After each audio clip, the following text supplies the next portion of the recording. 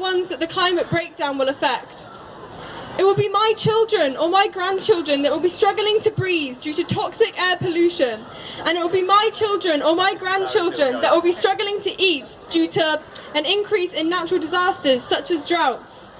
These are not luxuries. These are fundamental human rights being stripped from our future to feed a lifestyle led by just a small amount of people.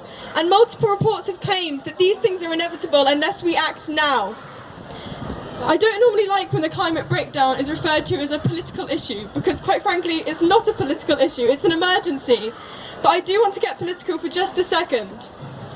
Something I think about a lot is the refugee crisis that the climate breakdown will inevitably cause from places such as Asia and the Pacific. An estimated 150 million environmental refugees by 2050 to be exact. And what angers me the most about this is how it will be the same voices of certain politicians telling me to go back to school and building new runways at Heathrow Airport who will be outraged when hundreds of millions of refugees suddenly turn up in our privileged corner of the planet because of their ignorance and greed. Going back to what I said earlier, so often are the voices of children and teenagers silenced.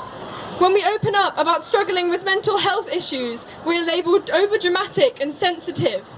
When we open up about sexual orientation and gender identity, we are called too young to know or too politically correct.